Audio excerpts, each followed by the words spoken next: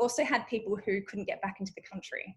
So they might be residents here, but the government shut the borders. So they're stuck in their home country or somewhere else. And we've offered a couple of different solutions for them. So one was they don't have to pay utilities. You're not here, you're not using them, we won't charge you. Another one is that we've let people defer their contract with us, which means that they can come back to their contract anytime in the next 180 days and restart. And what we've done is we've gone and packed up all of their items and put it into storage. So it's a great way for them to not have to worry about paying rent, and for us to kind of help them out. So it was a pleasure for us to be able to do that for so many people who just couldn't get back into the country. And, they shouldn't be penalized because it's not their fault and they couldn't predict it, and nor could we. So yeah, the team marched out with boxes and packed up their gear and into storage for them. And, we can't wait to welcome these guys back. We think it probably won't be till September or October, but their items are safe, everything's fine. And we can't wait to bring them back in a few months. Hello, everybody. Christine here with another weekly episode of the Co-Living Code Show. I'm the CEO of Kindred, which is a software platform for the co-living industry. And a couple quick things I want to mention. As most of you already know, our 2 new books are out, the Co-Living Code Investor Guide and the Co-Living Code book for large operators and developers. It's on Amazon, or you can pick up a digital copy. Just reach out to our team. And also, we are still hosting our weekly co-living forum. It's on Zoom. It's every Wednesday. We bring on operators from around the world, whoever wants to join us, anybody that has to do with co-living, and just kind of share tips, tricks, and strategies on how to get through this very unique time with the pandemic. And lastly, we are opening up the show to sponsors finally after almost 2 years. So you can reach out directly to us if that's of interest to you. And this week we brought on Rachael from Hmlet. She is one of their longest employees. If you guys remember, we actually had Zenos, one of the founders, on back in September of last year. We have the links to that episode in the show notes if you want to check that out and haven't seen it yet. I met her through our weekly co-living forum that we host every Wednesday. Again, talking about COVID, obviously, since that's a very important topic right now in the world. And she just had some incredible suggestions, experiences that she shared from Hmlet. Again, they're in 4 different countries, including Singapore, which definitely had some very strict, and still does, regulation. And I just loved her positive attitude and all the cool things that Hmlet is doing during quarantine to help their guests and residents. Rachael started when the team was just 8 people managing 100 rooms. Now they run 1,600 rooms across 4 cities. She has played a large part in Hmlet's massive growth in the past 2 years, but now focuses and runs the member experience team. The 4 countries they are in are Singapore, Hong Kong, Japan, and Australia.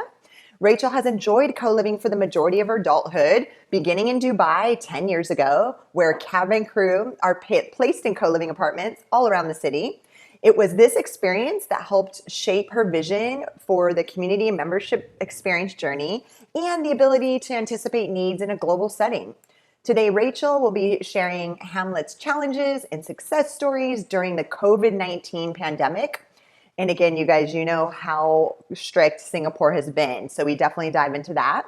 They made sure they're ensuring their members' happiness. It's their first priority. And, as a co-living brand, they're probably doing the best job of that. And again, she kind of talks about some really cool things that they're doing to help people during this crazy time in our world. And Rachael and her team have helped design and grow a happy and strong community globally. And lastly, a fun fact, she was also one of Hmlet's original members when it first opened back in 2016, living in 2 of its downtown locations in Singapore. So let's launch into this week's episode of the Co-Living Code with Rachael over at Hmlet. So this week I have Rachael on with Hmlet. On the show, which we're super excited. We actually had one of the co-founders on back in September, so about 8 months ago. We had Zenos on. We'll have that link in the show notes if you didn't catch that episode. So welcome to the show, Rachael. Thank you so much for having me. I've been so excited. Good. And, I know you're one of their employees that has been there since the beginning, back when there was only 100 rooms. I know you're the regional manager for customer experience. So we're obviously going to dive deep in to how you guys are handling that during COVID right now, because I know that experience is like the number one thing Hmlet provides. And now you guys, because when I spoke with him last, he said that you guys were like at 900 beds. Now you're at 1,600. Yeah, just over 1,600 across the 4 different countries, and still hoping to grow as much as we can this year, given the pandemic. And then can you name all the different countries you guys are in now? Of course. So I'm here in Singapore, which is where we started. We then hopped across to Hong Kong 2 years ago. Then from Hong Kong, just over a year ago, we joined in Sydney, Australia, which is where I'm from. And then most recently, we launched in Tokyo, Japan, where we really hope to see a lot of growth this year.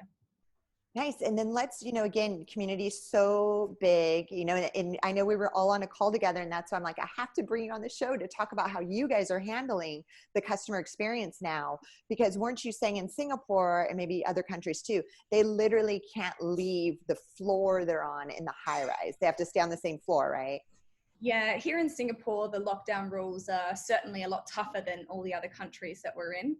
So we've had to face quite a lot of hardships, but yeah, absolutely. Here in Singapore, you're in your house, you're in your room, you cannot see anybody. Doesn't matter if you're family, if you're husband and wife and you live in different places, you can't leave your house. So for our members, that means if you want to see your neighbor, it's not allowed. I'm sure some of our members have done a few little sneakies, but technically you can't leave your house and you can't interact with your neighbors. So it's been really challenging for us here. And then do you live at one of the properties? I recently moved out of the property, but I was living with Hmlet for just over 2.5 years. And so I lived in 2 of our different properties from the very beginning, which was great. Great experience. And didn't you start, before you started with the company, weren't you one of their members? Yes, I was a member there for 2 years. So I got to know Zenos and Yolan when they very, from the very humble beginnings, still extremely close friends with them, which is great for working. And so, yeah, my husband and I moved into one of the very first Hmlet properties many, many years ago.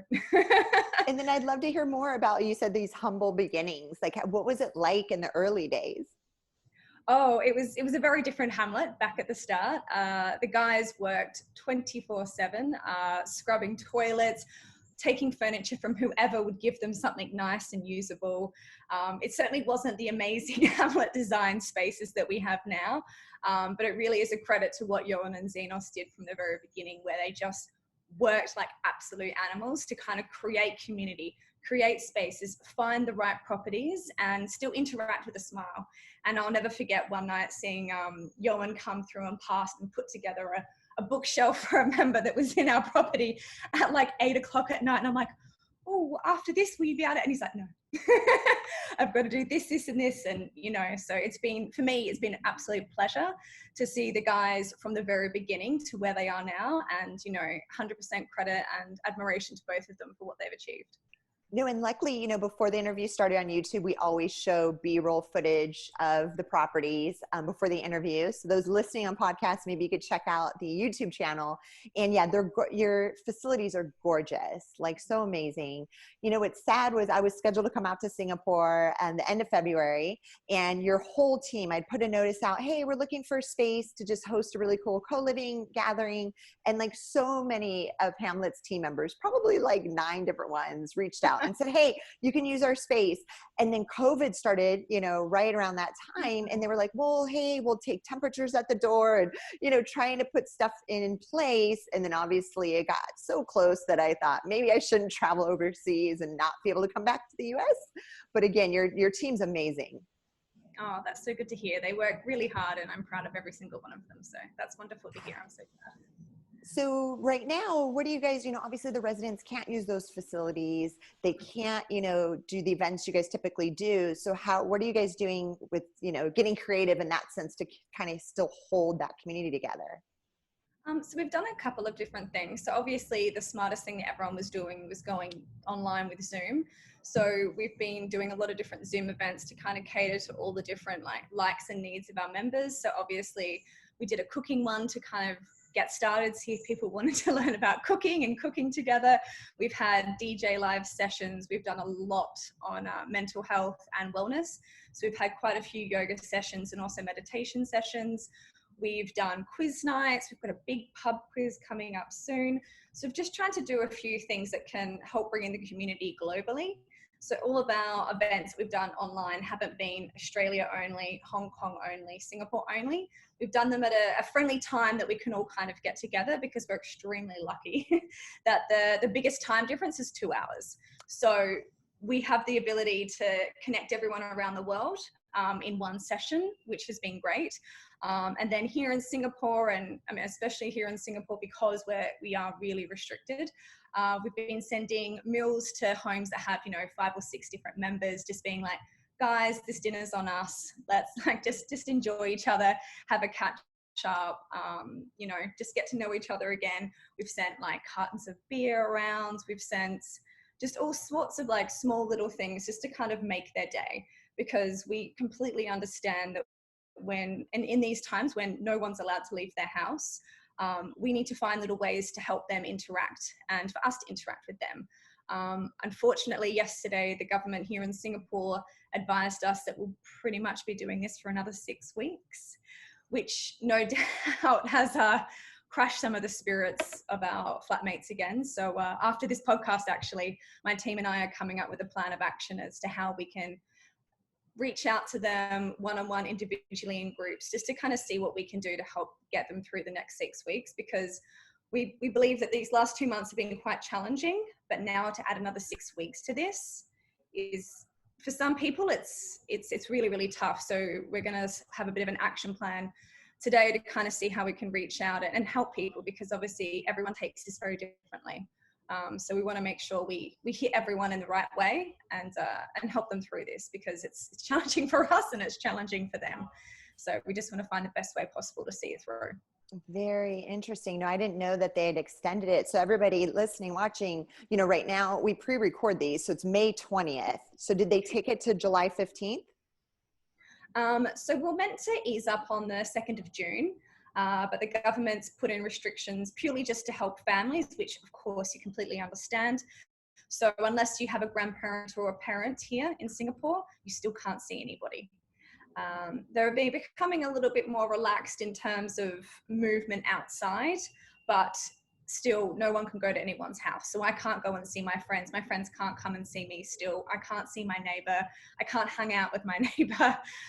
So we're still at square one for our members. So the thought of another 6 weeks of this week, is going to be taxing for everyone. So we just want to find a way to keep people happy and healthy. And that's, physically and mentally, because obviously in these times, loneliness can strike, especially for those who live alone and they can't physically see anybody. So these are some of the guys that we're going to really try and reach out to this month. Because you guys have some units that are individual, like studio suites? Yeah. Okay. Yeah, loads of those as well. I mean, obviously, predominantly it's 2 to 5 bedrooms, but we do have about maybe 15 to 20%, which are studios and 1-bedders. And these people, they can't see anybody. So we really want to reach out to them and just make sure they're okay and come up with some really cool, fun ways for them to get together, like online board games, card games, all that kind of stuff, just so they can feel connected again, which is really important. No, for sure. And then as far as, did you guys have any rent delinquency in April or May at all? We tried a few different things to help our members. We knew from the get-go that this was certainly going to be a challenge for a lot of people, and this was globally. Obviously, we rely on expats heavily to service and live in Hmlet. And obviously, when you're living in a different country, you're probably at a much higher risk of, losing your job. So we knew this was going to happen. So we kind of had an action plan in place before this happened so we could help people instantly. So we've done a couple of different things. We've obviously provided small discounts for people, 0 late fees, like that sort of thing. If you're late, it's okay. So we've come up with payment plans for people. We've done a full deferment plan, which means that you can pay your rent back gradually over time. Again, we're going to have to rethink this now. This is going a little bit longer.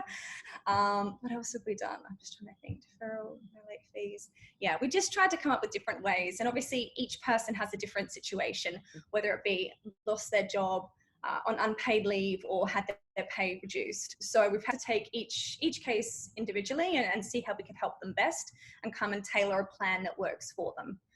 We've also had people who couldn't get back into the country. So they might be residents here, but the government shut the borders. So they're stuck in their home country or somewhere else. And we've offered a couple of different solutions for them. So one was they don't have to pay utilities. You're not here, you're not using them, we won't charge you. Another one is that we've let people defer their contract with us, which means that they can come back to their contract any time in the next 180 days and restart. And what we've done is we've gone and packed up all of their items and put it into storage.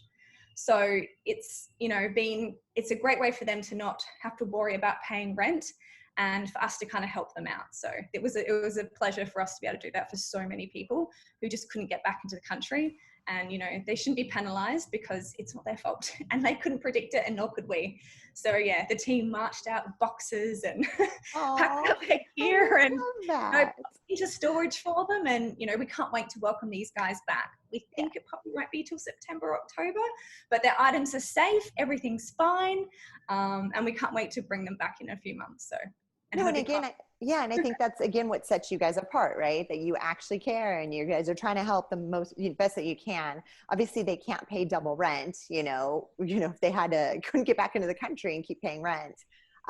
So yeah, that's amazing. And then what's occupancy sitting at? So again, now you put their stuff, now the unit's vacant, you can't release it quite yet. Is your vacancy, because then you guys were growing so quickly at the exact same time? It's surprisingly not as bad as I think we probably thought it could have been. We were almost at 100% occupancy just before COVID hit. So I know in Australia it was kind of like, oh, we don't have anything available at the moment. We're just doing so well there. And I think we picked it down. I was doing my figures for my Monday meeting. It was just over 80%. So it hasn't hit us as significantly hard as we probably had anticipated, and that's just come down to us ensuring that we're taking care of our members, we're working with them, not against them, so that they can stay, they can still survive, and we just want to be here to help them. So we're really, really lucky that we were a company that was able to afford to do that. So I think as staff and as our members, we're very grateful. Yeah, no, because again, me and Zenos went into deep detail. I know you guys had just raised a Series B round for 40 million. So it's nice that you guys are well funded and positioned, because some co-living operators were like scraping by already. Yeah. So when they're dropping occupancy down 20%, 30%, or people aren't paying rent, then it could be a big issue. Do you guys do master lease or profit share? Or I think you own some of the buildings, right? So we have a bit of a mixture of, we've just started getting into the master lease, but predominantly before it was more the buying from the landlord. We don't physically own the properties here in Singapore, but we do have the big master lease from the landlord there, and we work with profit share, and yeah, we're really navigating the master lease at the moment, which is something new and different for us, which is quite exciting. Nice. And then you guys have 30-day minimums, right? Or does it depend on the city? It depends on the city, but we're really trying to work with a 3-month minimum. It's more like 30 days notice you need to give us, but we try to standardize the 3-month minimum across the globe. Obviously, when we're opening in new countries, if we legally allowed to, we'll play with that down, but it's a 3-month minimum with us here at Hmlet, so we can probably get to know people and ensure they can enjoy the community spirit and really get into the vibe. No, that makes sense. That definitely makes sense. And then what's your average lease term? Is it 6 months or a year? Each country is very different. So here in Singapore, we celebrated someone the other day being with us for 4 years. But I would say it's 13 to 14 months here in Singapore, which is fantastic. Whereas in Australia, given the customer profile that we have there, which is generally work holiday visas, it's generally 6 to 8 months. But again, we've been in Australia for just over a year, so we've got some time to kind of work on increasing that. And then your guys' what's the average age, like demographic? Again, it might be country specific, I don't know. Definitely country specific, but Hong Kong and Singapore are pretty much on par with, 25 to 35-year-olds. Of course, we've got some people lower and some people older. In fact, in Singapore, we're really seeing a massive increase in older members joining us, which is fantastic. Whereas in Australia, again, because it's that work holiday visa, it's that 22 to 28-year-olds that are predominantly there who are our members in Australia. And then which personally for you, and again, you've been there for years, what's your favorite part about being in this industry of co-living? Meeting people. I'm such a chatterbox. I love meeting people. I love hearing their stories. I love telling my stories. And I just love finding people and then connecting them after. I've always been really heavily into networking, and I just love meeting new people, finding others and being like, oh, you should be friends with this person and this person connect you here. So for me, it's the people aspect. I get very high off people. I don't need to drink. I can feel high and drunk off just meeting like 10 different people. So for me, it's all about the people and the interactions. No, and I know before we started this interview, me and you're like, sometimes I start talking fast when I get excited. And I'm like, oh my gosh, so do I. Like we're both going to be talking really fast during the interview. So we're trying to slow it down for everybody. And so my next question is, you guys have separate co-working space, correct? Like in the co-working space, yes. We have more like spaces where people can do this. They're not dedicated like traditional co-working spaces where there's a printer and someone there to help you. But we are very fortunate here in Singapore and Australia and in Hong Kong actually, and in Japan, in all regions, that we have properties big enough where we can have that common space area that we can kind of deck out with really comfy couches and tables and bench space. We've got coffee, we've got everything you need. So whilst we don't have someone there 24/7 to run it as a traditional co-working space, we have that privilege and that option for our members to use these spaces whenever they like. Unfortunately not at the moment, but I know, right? But normally, and then what was your gut? And again, I'm sure it's going to, everybody's changing their projections. So do you know like how much more you guys are going to scale in 2020? Did that change at all? We're still trying to do as much as we can within the limitations that are, put forward to us. We're looking to open up the 70 rooms in Japan in the next 4 to 6 weeks. Obviously, pending everything that's happening, but we still have every intention of growing as strong and as fast as we can. I know that we wanted to look at like 3,000 to 4,000 rooms by the end of the year. That might not practically be possible given, we've lost 3 to 4 months, but we're still hungry and we're still keen to keep driving that growth. And I think another month or two things will start to calm down and we can get back on track with that. So it's just a small little bump in the road for us and we'll be back. It's fine. I like it. So you just stay, everybody that's come on the show talking about COVID and co-living is like super positive about it. Like we know we're going to get through it. It's a bump in the road. We just don't know how big of a bump, how long of a bump. And so we've learned from it. So, it's fine. It's okay. Definitely. And then okay, so talking again about events. Now, normally in a normal way, what kind of cool events do you guys do? I mean, again, you guys have beautiful big space to do these really cool events. So the in-person events, what do you guys typically do? So we try to have a mixture to cater for everyone, but obviously like our big number one event that we love to do at least every 2 months is a big Hmlet barbecue. This rocks in every city. We put on the food, we put on the beer, we tell everyone to come along, and it's just such an amazing and exciting event for everyone to interact and to meet each other. We also host a lot of movie nights. So again, having these big spaces means that we can have fantastic movie nights. We get popcorn.